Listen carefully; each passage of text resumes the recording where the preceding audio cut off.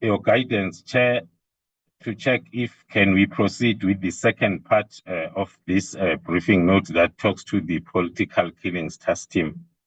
Chair. Yes, please, General. We can go ahead with that.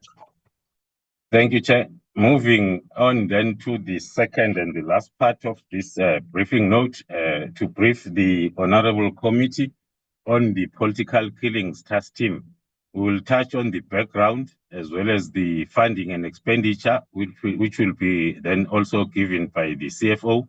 And then we'll touch on the successes achieved so far and the current status. Then on the background, Chair, we will go back to 2018 in KZN, where there were escalations then of these politically related killings or incidents, which led then to the President of the Republic to establish the Inter-Ministerial Committee consisting of the Ministries of Police, State Security, Defense, Justice, and Correctional Services. This happened then during the President's visit to the family of the late ANC activist, Kunu, who was assassinated in Plesisla in KZN in May 2018. The Inter-Ministerial Committee chaired by the Minister of Police was tasked with ensuring that the perpetrators of politically related incidents in the province are brought to book. The IMC had to assess the then provincial task team that was in place and investigating these incidents. One of the preliminary observations by the IMC after this observation or assessment was that the then task team was working in silos and it was also compromised, and that it did not have an investigation and prosecutorial plan or strategy. As a result, then there was very little or no progress at all in the investigation of these cases. A decision was then taken by the IMC to establish the National Integrated Multidisciplinary Task Team, which consists of SAPS and National Prosecuting Authority, which are supported by the State Security and Correctional Services. This team commenced its work in July 2018 to implement the strategy that was approved by the IMC. Since the inception, looking at the cases, Chair, the team is currently allocated and it accounts for 333 dockets that are politically related, in line with the approved criteria of allocating such dockets. And they include 134 case dockets that were reported and opened since 2011 to June 2018. That was before the commencement of this task team. The breakdown of those 333 dockets are reflected with the bulk of them being murder cases at 171. On the 171 murder cases, there were 173 people that were killed.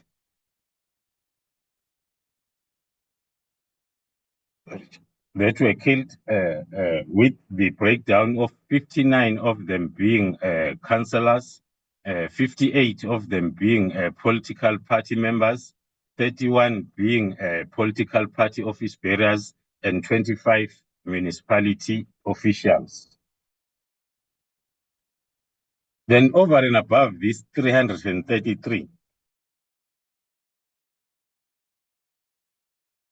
case dockets that are not related to the mandate of the task team, but they are linked with the political killings dockets based on the same suspects and also based on other investigative results like ballistic reports. Hence, then the team will also draw that parallel docket to investigate it together with the main case of political related nature. Then in addition to these two groups of dockets, The team is also conducting intelligence-driven operations targeting unlicensed firearms, which has since led to 120 dockets being registered, 156 firearms recovered, of which 54 firearms out of 156 were positively linked with the political killings cases. Continuing with the background,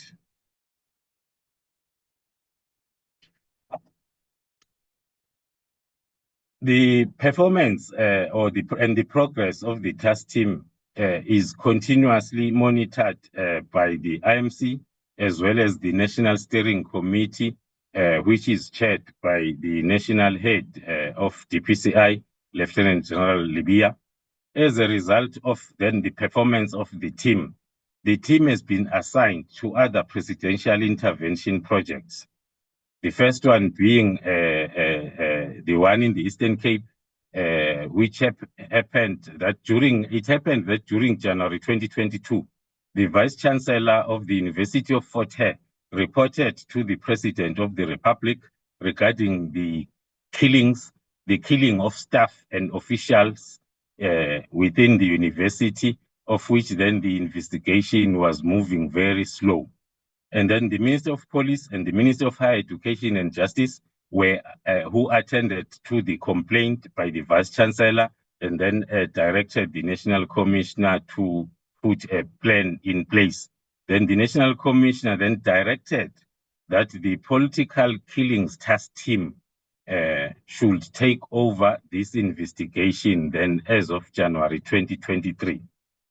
The second extension of the mandate of the task team took place after the concerns that were raised by the House of Traditional Leaders and South African Local Government Association to the presidency regarding the unsuccessful investigation and prosecution of cases that are involving traditional leadership in the province of KwaZulu-Natal.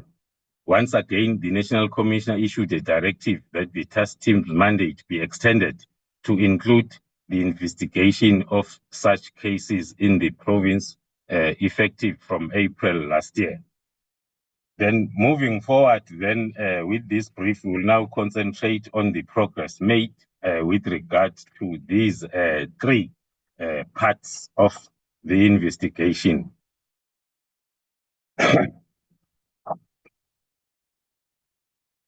Touching on the strategy that is implemented, that was approved by IMC and it's implemented by the task team.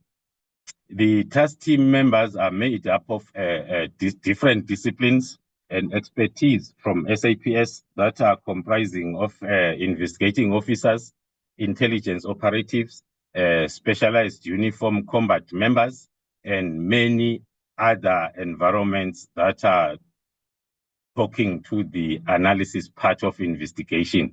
There are also designated firearm officers, as well as different capabilities of analysis from LCRC, ballistic, digital forensic, call data, and operational analyst, all under one command.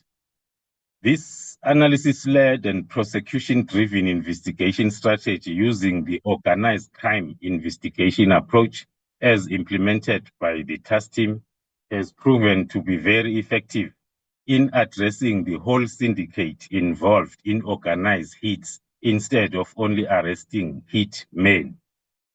At the initial stage, the team will investigate the motive in order to identify possible suspects, especially masterminds and those that will have benefited by the elimination of the deceased. And then in some cases, there are fraud and corruption cases that are opened after the identification of fraud and corruption as a motive for the killing.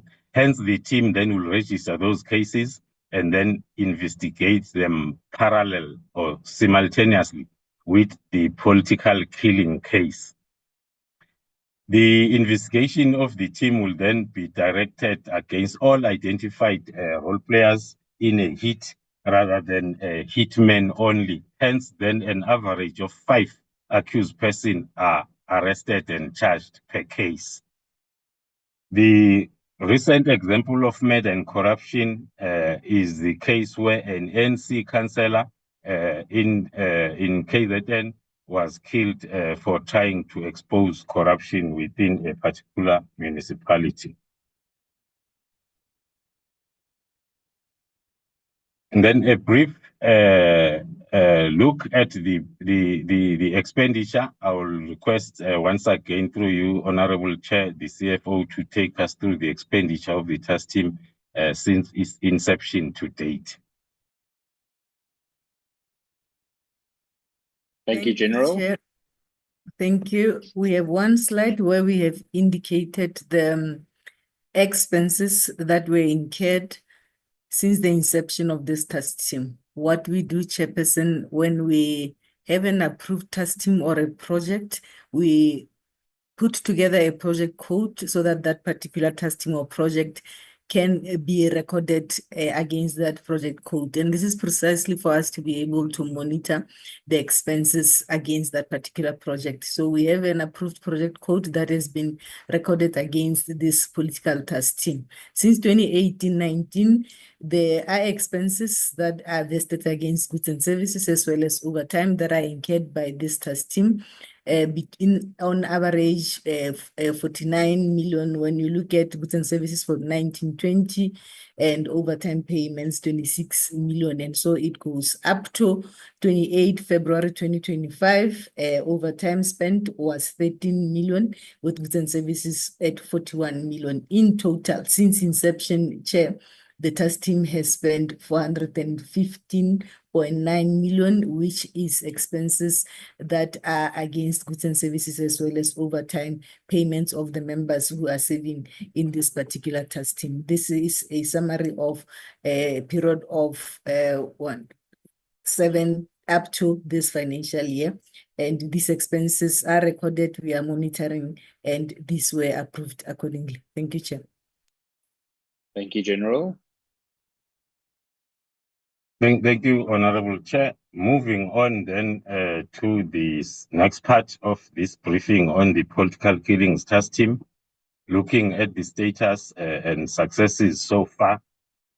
Then our first stop will be at a brief look at the TRA, the threat and risk assessment of the threat as it's continuously done. The first slide talks to the initial threat and risk assessment when the team was established in the province. The whole province was affected by these incidents when then the team had to sit down and plan accordingly in terms of taking these cases to court. And then on the next slide, we are looking at the threat assessment for an extended period, looking at these cases from 2011 to date. Of importance is to look at the number of cases that are, or incidents that are reported during the local government election year or period.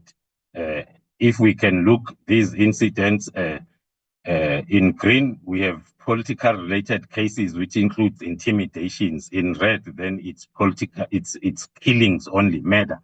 And then in 2016, the local government election year or period, we had an increase, and then which then went down a bit in the following years, and then also pick up a bit during the local government elections 2020, towards the end of 2021, which spilled over to the beginning of 2022. And then from 2023 moving forward, we see a decrease of these incidents, including murder cases. Now, a brief look at the status of all these cases in the three categories that I touched on during the background briefing. On 333 political related cases, so far 60 of those cases are still under investigation, with 7 that are unfounded. Mainly those are intimidations, and 4 are pending the decision of the DPP, and 60 of them are still at court, and then 11 were withdrawn, and 191 has been finalized. The arrests on those 333 cases, a total of 391 persons has been charged, with 127 of them being in custody, and then 46 on bail, and then 15 have turned into state witnesses, with 18 deceased, and also 82 whose charges were withdrawn against at courts.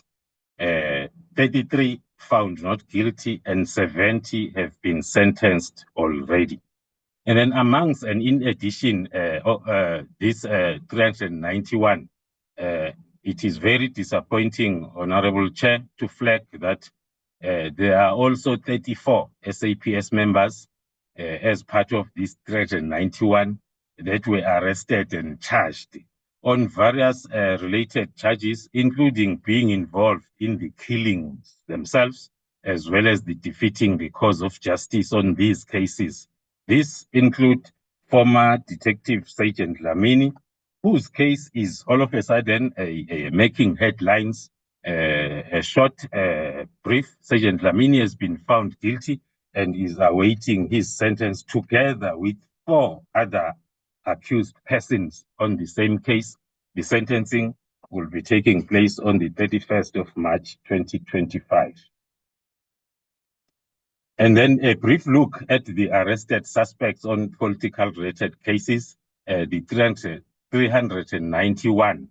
39 of them has been arrested and charged as hit orderers.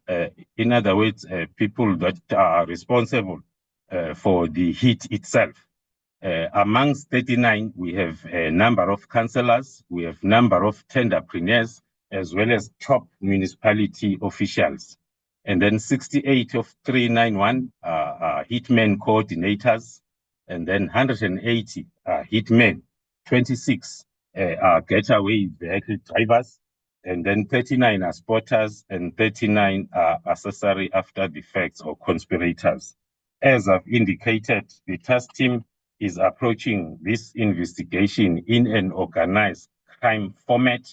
Hence, then the effort will be made to arrest and charge all people that will be identified as responsible for a particular hit. Moving on to the next slide, a brief look at the second batch of dockets, which are parallel, as well as the third one, which are ad hoc cases, in other words, firearm-related dockets. As I've indicated, that in addition, the team is having these 90 parallel dockets. Out of 90, 16 are still under investigation, 20 are at courts, 20 are withdrawn, and 34 has been finalized already. And then on ad hoc cases, 120 of them, 1 is still under investigation, and 4 are awaiting decision by the DPP. 17 are at courts, and 26 were withdrawn, and 72 are finalized.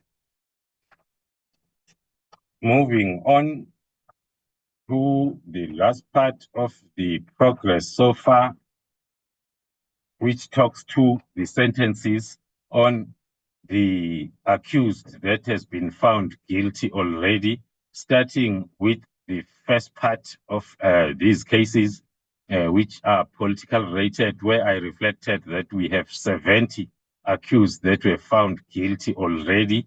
46 of them were found guilty for murder, and then with that breakdown of the rest. And then the 70 accused were found guilty on 54 cases, of which the bulk of them are murder cases, which are 31. The sentences so far are under political related dockets.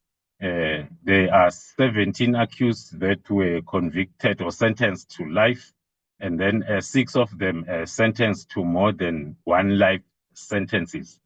And then 33 sentenced between 10 to 65 years, and then 16 sentenced between 1 and 9 years, and others then especially on assaults as well as intimidation, they were then sentenced, or then the matter will be settled then using the alternative dispute resolution. On the second batch, parallel cases, in short, 12 accused has been found guilty already on 19 cases with that breakdown. 3 of them sentenced to life, and then 7 sentenced between 10 and 73 years, and 2 sentenced between 1 and 5 years. On firearm-related cases, 28 accused on 27 cases, with 2 sentenced between 10 and 13 years, 10 accused sentenced between 1 and 9 years, and those that are sentenced between 3 and 12 months are 16. Then in total, there are 110 accused that were found guilty already on all these 3 groups of cases, which are 100 in total, with a total of 20 accused sentenced to life, and then 46 sentenced between 10 and 73, and 28 between 1 and 9 years, and then 16 then less than a year. In total, combined sentences are at 1,562 years imprisonment. Then moving on, Honorable Chair, touching on the second batch of the cases where traditional leadership were targeted, which is the recent extension of the mandate as of last year.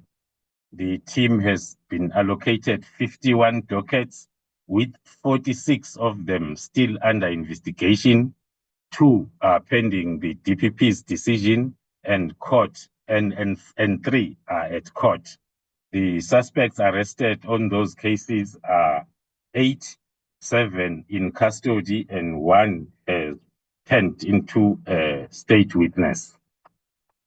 Moving to the third category, that talks to cases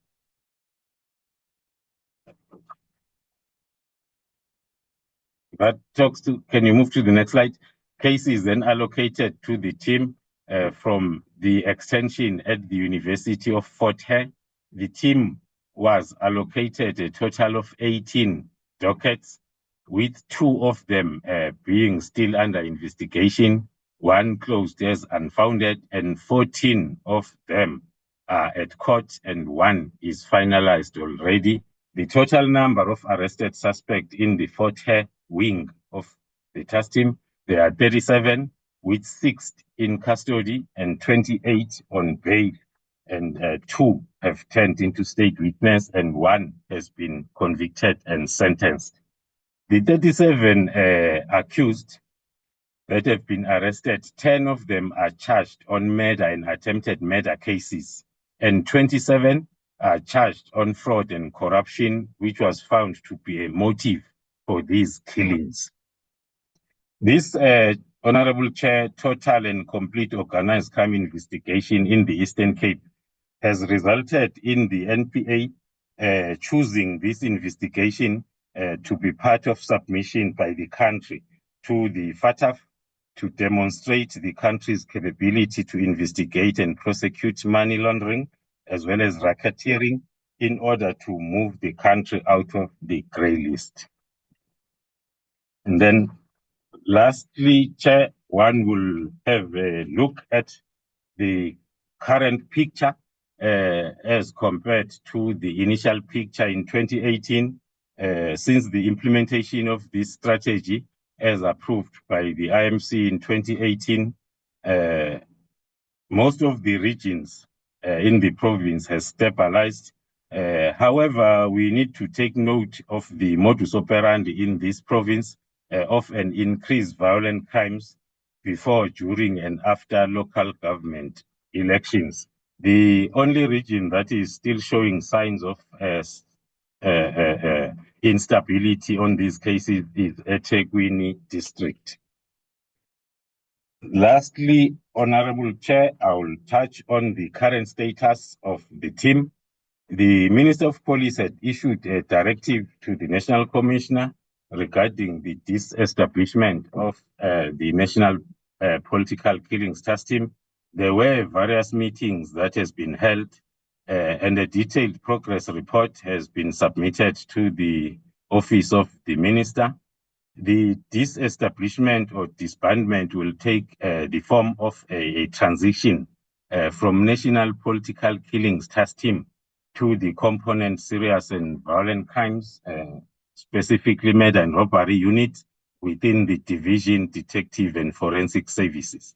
This transaction will also ensure continuity of these cases, especially those that are under investigation and those that are still at various courts. That will bring me to the end of this second part of briefing, Honorable Chair. I will hand over then to Lieutenant General Kamani to touch on the last two slides as per the agenda items. Thank you, Chair. Thank you, General. Good morning, Chair. I think my video is. Can you see me, Chair? Yes, General, we can see you. You're more than welcome to go ahead. Thank you, Chair.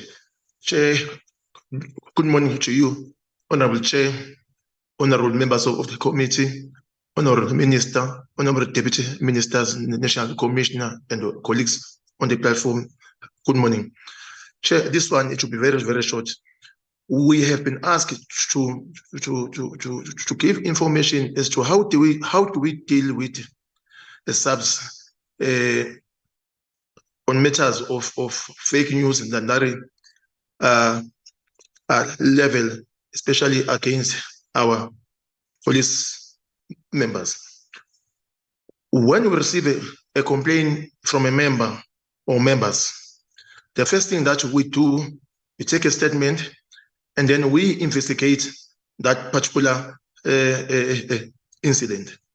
If there are merits at the end of the investigation that warrants further steps, we then advise a member to do APC&T and also advise the public as to the outcome of that particular investigation.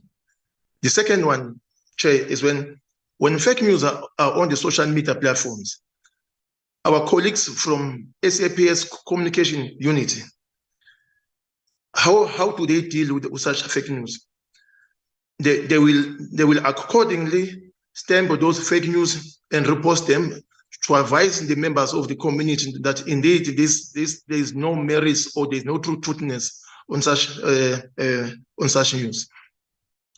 In some instances, a member would be asked as to whether he or she was happy or he was happy about the outcome of an investigation that will have been conducted as a result of the case that would have been reported to the management.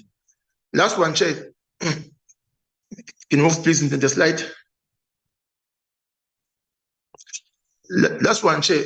We will also ask if there is any legislation that we feel that it does impede, which was passed by Parliament in protection of our rights as South Africans first, as well as also as police members.